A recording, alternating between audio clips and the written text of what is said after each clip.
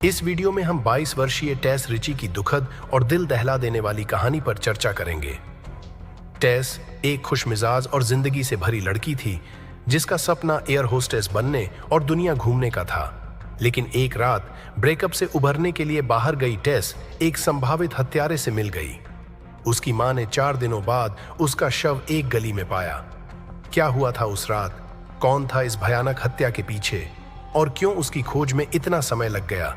जानिए इस दर्दनाक केस की पूरी कहानी, जिसमें प्यार, विश्वासघात और न्याय की तलाश शामिल है। तो नमस्कार दोस्तों, स्वागत है आपके अपने YouTube चैनल पर। तो वीडियो शुरू करने से पहले चैनल को सब्सक्राइब जरूर कर लीजिए। तो बढ़ते हैं हमारी वीडियो की ओर। कहानी 22 वर्षीय टेस रिची की है, जब उसकी हत्या कर दी गई और उसे एक गली में छोड़ दिया गया। टेस उस रात अपने भयानक ब्रेकअप से छुटकारा पाने के लिए एक दोस्त के साथ बाहर गई थी, लेकिन इसके बजाय वह अपने संभावित हत्यारे से मिल गई। फिर 4 दिन बाद उसकी मां को उसका शव मिला। यह एक दिल दहला देने वाली खोज थी जो एक मां ने अपनी बेटी की तलाश में की थी। 29 नवंबर को 22 वर्षीय टेस रिची की मां को अपनी बेटी का निर्जीव शरीर मिला। टेस 4 दिनों से गायब थी, लेकिन वास्तव में क्या हुआ था? इस भयानक हत्या के पीछे कौन था और उसके शरीर को मिलने में इतना समय क्यों लगा? इन सवालों के जवाब दिल दहलाने वाले और हैरान करने वाले हैं।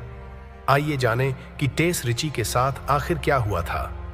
टेस रिची 22 साल की एक जिंदा दिल और खुशमिजाज लड़की थी, जिसके सामने अपना पूरा जीवन पड़ा था। उसका जन्म 30 नवंबर 1994 को हुआ था और वह 5 बेटियों के परिवार में सबसे छोटी थी। वह पहले नॉर्थ बे, ओंटारियो, कनाडा में पली बड़ी थी। जब वह 19 वर्ष की थी तब टोरंटो चली गई। उसके परिवार ने उसे मेहनती, वफादार और अपने परिवार की सुरक्षा करने वाली बताया। वह अपने 2 कुत्तों फील और पर्ल से प्यार करती थी और अपना समय पेड़ लगाने और अपने घर के पौधों के संग्रह को बनाए रखने में बिताती थी। वह एक कुशल मैराथन धावक भी थी और एक शौकिया फोटोग्राफर। टेस हमेशा एक एयर होस्टेस बनना चाहती थी और दुनिया की यात्रा करना चाहती थी।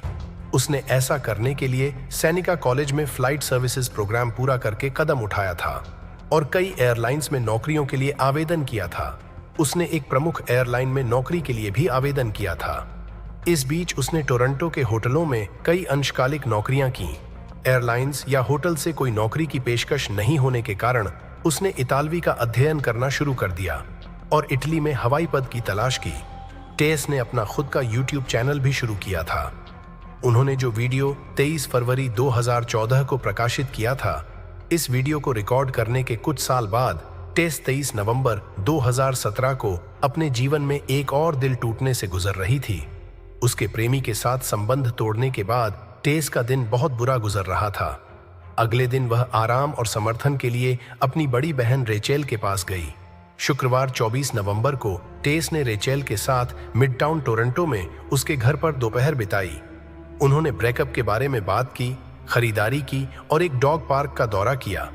रेचेल ने टेस के लिए कुछ खाना बनाया, लेकिन उसने उसे खाने के लिए प्रोत्साहित किया क्योंकि टेस बहुत उदास महसूस कर रही थी और उसकी भूख कम हो गई थी। टेस ने उस शाम लगभग 11:30 बजे रिले सैमड नाम के एक पुराने हाई स्कूल मित्र से मिलने की योजना बनाई थी। रेचेल के साथी ने टेस को रिले शहर में मिलने जाने के लिए उबर का ऑर्डर दिया। रेचेल को टेस को उबर पाने के लिए सामने वाले रास्ते पर दौड़ते हुए गई, लेकिन रेचेल को नहीं पता था कि टेस को वह आखिरी बार जीवित देख पाएगी। टेस क्रूज और टैंगो एक लोकप्रिय ड्रैग बार में पहुंची। आधी रात के आसपास चर्च स्ट्रीट पर उसने रेचेल को यह बताने के लिए संदेश भेजा कि वह सुरक्षित रूप से वहां पहुंच गई है। शाम होते ही रेचेल ने भी टेस को एक संदेश भेजा और उसे अभी तक कोई जवाब नहीं मिला। रेचेल को चिंता होने लगी। रेचेल ने अपनी मां से टेस के बारे में पता लगाने की भी कोशिश की। टोरंटो पुलिस अधिकारियों को टेस की लापता होने की सूचना दी गई। उसके लापता होने की जांच शुरू की। उसके लापता होने से 27 नवंबर तक शहर में चिंता और रहस्य की भावना पैदा हो गई। टेस की मां और परिवार के अन्य सदस्यों ने खोज में मदद करने के लिए नॉर्थ बे से टोरंटो तक लगभग 250 मील की 4 घंटे की यात्रा की।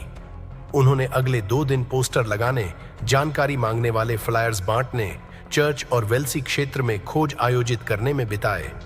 प्रार्थना की और आशा की कि वे उसे जीवित पाएंगे। लेकिन दुख की बात है कि उनकी उम्मीदें जल्द ही कुचल दी जाएंगी। यह भयावह खोज 29 नवंबर की दोपहर को हुई थी। टेस की मां क्रिस्टीन और एक लंबे समय से दोस्त ने उस घर को करीब से देखने का फैसला किया था जो नवीनीकरण के लिए बंद था। 2 दरवाजे जहां से टेस को आखिरी बार घर के बाहर देखा गया था, वह एक संकीर्ण सीढ़ी थी जो एक बेसमेंट अपार्टमेंट में जाती थी।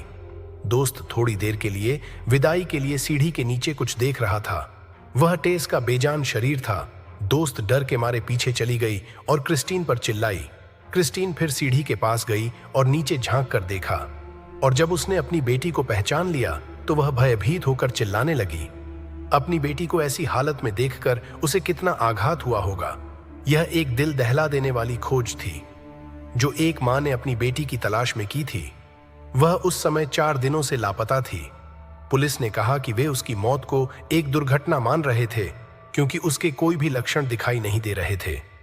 शरीर पर आघात, हालांकि पोस्टमार्टम से पता चला है कि मौत का कारण गर्दन का दबना है। पुलिस ने जिन लोगों से पूछताछ की उनमें से एक टेस की दोस्त रिले थी, जिसने उन्हें बताया कि वह और टेस अत्यधिक नशे में थे और सुरक्षा कर्मियों ने उन्हें रात करीब 2 बजे क्लब छोड़ने के लिए कहा।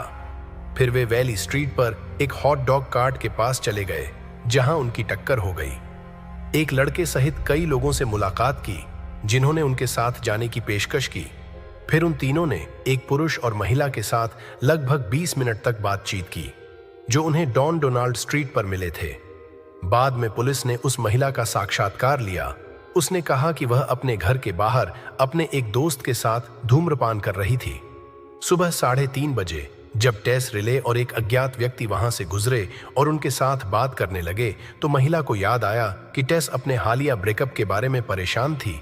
वह आदमी उनके साथ था जिसे वह अच्छी तरह से याद नहीं कर पा रही थी क्योंकि वह पृष्ठभूमि के साथ मिश्रित होकर उसे सांत्वना देने की कोशिश कर रहा था। सुबह लगभग 4 बजे रिले को अपने प्रेमी से एक संदेश मिला जिसमें उसने उसे घर आने के लिए कहा। रिले ने टेस को अलविदा कहा और स्ट्रीट की ओर चल दी और टेस को उस अजीब आदमी के साथ अकेला छोड़ दिया।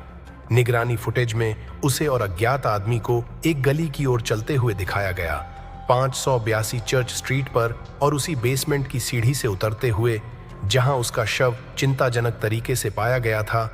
लगभग 45 मिनट बाद उस व्यक्ति को सीढ़ी से अकेले निकलते हुए दिखाया गया था। उस व्यक्ति को टेसा की हत्या में एक संदिग्ध घोषित किया गया और पुलिस ने जनता के लिए उसकी तस्वीरें जारी की। जो कोई भी उसे पहचान सके कृपया आगे आएं और उन्हें ज्यादा देर तक इंतजार नहीं करना पड़ा। उस शाम पुलिस को एक आदमी का फोन आया जिसने कहा कि वह फोटो में दिख रहा लड़का है। उस लड़के का नाम कलन श्लाटर था। वह 21 साल का था। उत्तरी टोरंटो में उसके माता पिता और छोटे भाई के साथ पुलिस स्टेशन आए। रिश्तेदारों ने कोई भी बयान देने से इनकार कर दिया और जासूसों द्वारा उसे असहयोगी बताया गया। नतीजों से पता चला कि यह टेसा के शरीर पर पाए गए डीएनए से मेल खाता है और रिश्तेदारों को तुरंत गिरफ्तार कर लिया गया। 23 मार्च 2020 को जूरी ने रिश्तेदारों को टेस रिची की हत्या का दोषी पाया। उन्हें मुकदमे के 25 साल बाद पैरोल की संभावना के साथ आजीवन कारावास की सजा सुनाई गई थी। देखने के लिए धन्यवाद। अगर आपको टेस रिची की यह दुखद कहानी दिल को छू गई तो इस वीडियो को लाइक करें और हमारे चैनल को सब्सक्राइब करें ताकि आपको और भी ऐसे ही केस की जानकारी मिलती रहे। अपनी राय हमें कमेंट्स में जरूर बताएं। क्या आपको लगता है कि टेस को समय रहते बचाया जा सकता था?